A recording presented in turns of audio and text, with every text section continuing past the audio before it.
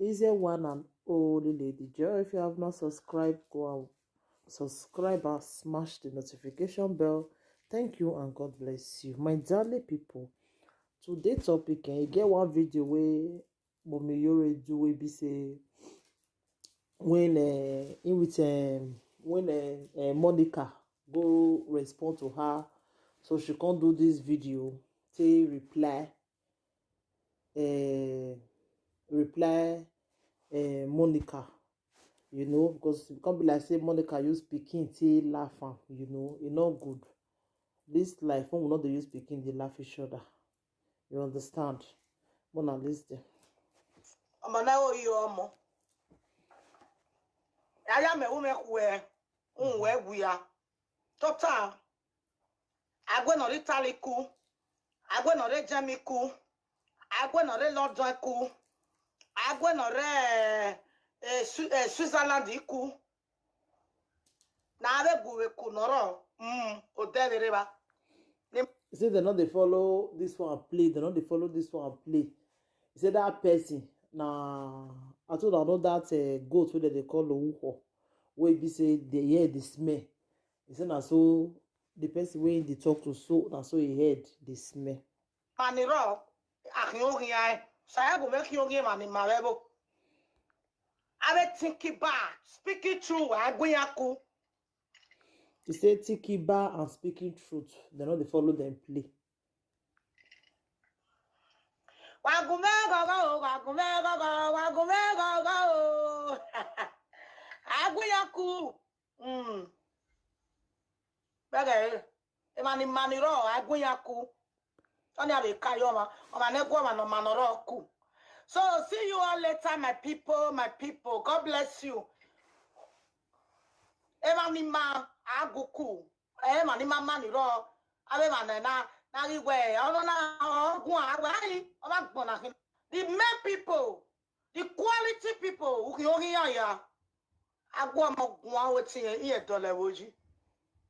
the comfortable people, landlady, comfortable housewife people.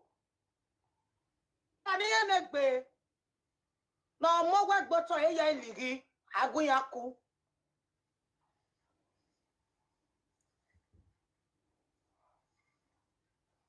There is one week on your head, one week.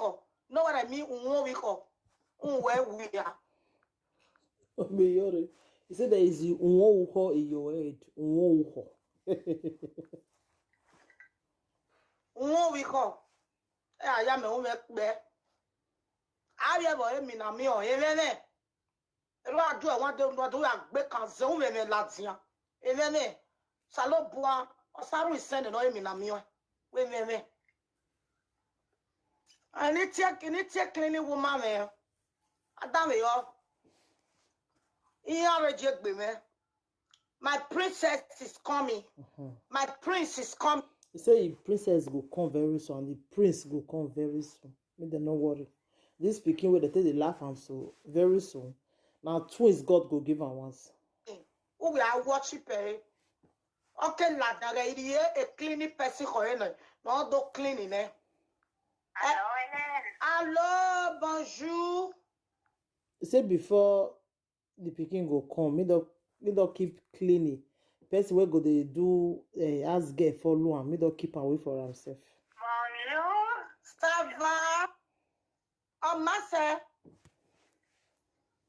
Avec baby. On se ni not time wa go mai. When any tana, go mai. It's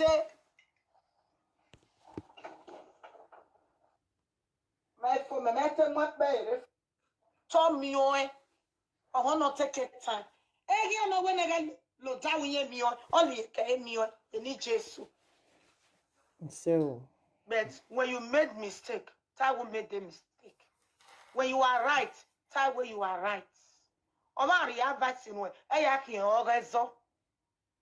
Because nobody is perfect.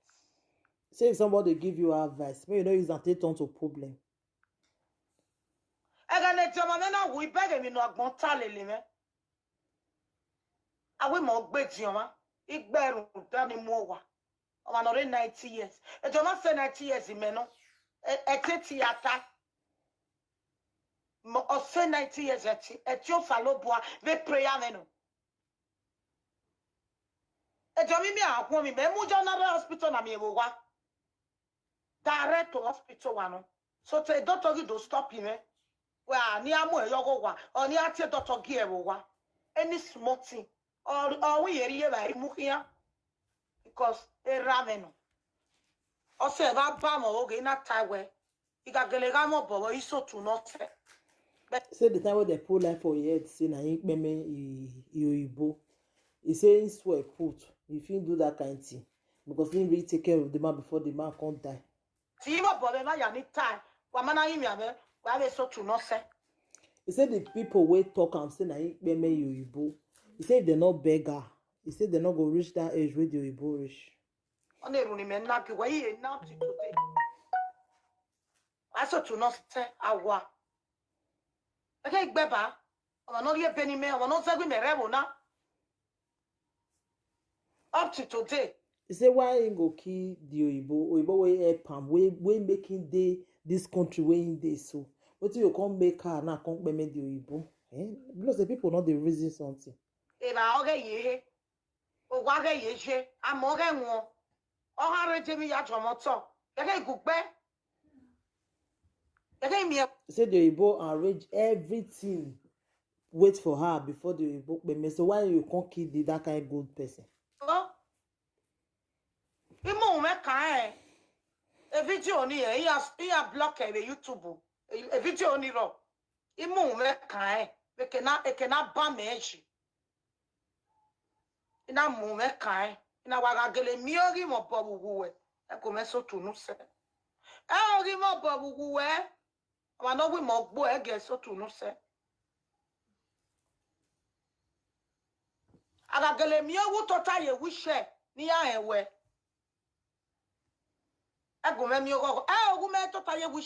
She dey swear put say people wey say na him payment the Oyibo.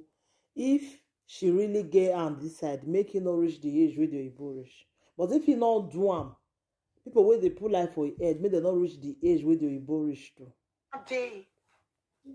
Wani no beta e ge mi ogogo wo wi e me mu ime kan e video ni ta block e agbitan yo imedu wa ni bumi o e bet anado gbisan yo ya na wo ro figbe erun ni ya na go ro figbe ama no ya me no ya mu kan ma no wi na vie na neru we ama ni umi ogogo wa keti pe wa defieti wa sonu pe o sonu ku unless we gele mo boro me mu ime kai me woni emi te na biere but the thing was so that is ogele balance super loco. Jomi me ni